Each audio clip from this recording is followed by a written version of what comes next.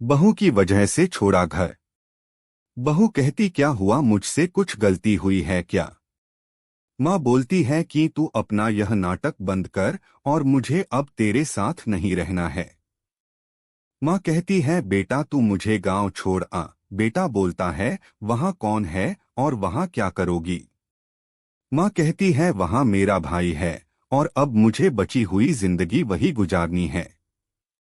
बहू बोलती है माँ जी आप कैसी बातें कर रही है, इस उम्र में आप वहाँ क्या करेंगी और मामा जी के पास कितने दिनों तक रहेगी, हमसे कुछ गलती हो गई है तो बताए। माँ बोलती है तू तो मुझसे बात मत कर, तेरी माँ में नहीं हूँ, तेरी माँ वो है जिसने तुझे जन्म दिया पर तुझे कुछ सीखा नहीं पाई।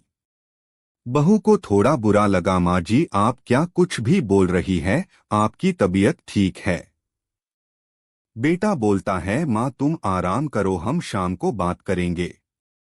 माँ एकदम जिद पर अड़ जाती है, मुझे अभी गांव छोड़कर आ, अब मुझे यहाँ नहीं रहना। मनोज और उसकी पत्नी को कुछ समझ नहीं आता, लेकिन माँ जिद पर अड़ी रहती है तो मनोज को उनकी बात मानना पड़ती है और उन्हें गांव छोड़कर आना पड़ता है।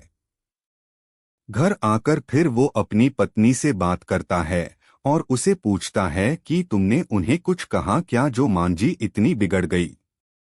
शीला बोलती है इस उम्र में अक्सर यह होता, चिड़चिड़ापन आ जाता है, हम 2 दिन बाद मांझी को वापस ले आएंगे, आप चिंता मत करें।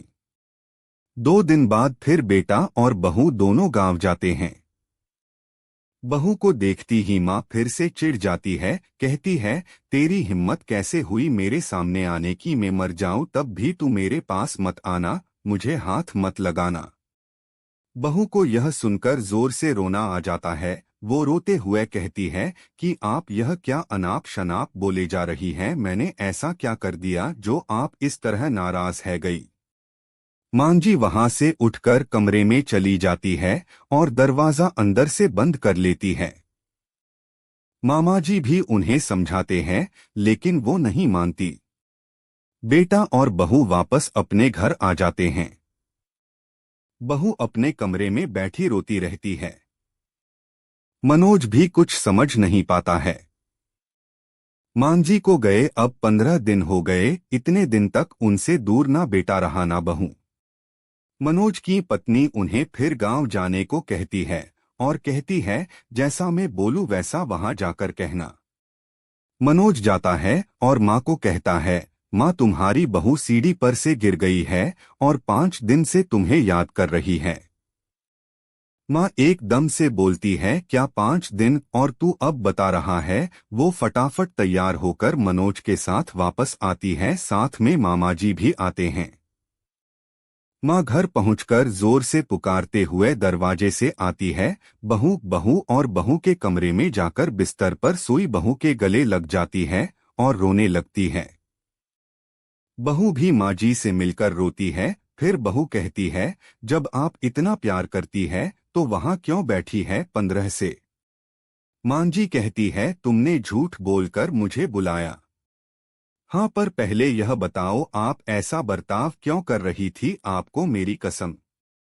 माँ जी बहू के फिर गले लगती है और कहती है बेटा उस दिन जब मैं मंदिर से आई तो मैंने तुम्हारी और मनोज की बातें सुन ली, तुम बोल रही थी कि अभी हम संतान नहीं कर सकते क्योंकि उसकी ठीक से परवरिश नहीं कर पाएंगे, मैं तुम दोनों पर बोझ बन गई, मेरी वजह से तुम ना जाने कितनी चीजों से समझौता कर रहे हो, इसलिए मैंने यह नाटक किया ताकि तुम दोनों यहाँ रहो और अपनी जिंदगी और अपने सपने और अपने बच्चे को इस दुनिया में ला सको।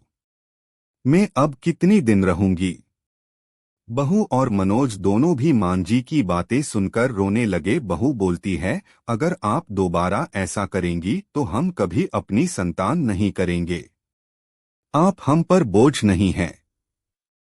मांझी एक बात बताए, क्या आपको हम बोझ लगते हैं। जब कोई माँ अपनी संतान को बोझ नहीं समझती तो फिर बेटे और बहू कैसे ऐसा सोच सकते हैं। और जो ऐसा सोचे वो अच्छा इंसान नहीं। मनोज कहता है माँ अब तुम भी यही रहोगी और समय आने पर दादी भी बनोगी। पुराना परिवार तोड़कर नया परिवार नहीं बनता, सबको साथ लेकर बनता है। साथ रहेंगे तो सब अच्छा होगा। फिर मांझी वही अपने बेटा और बहू के साथ फिर रहने लगी।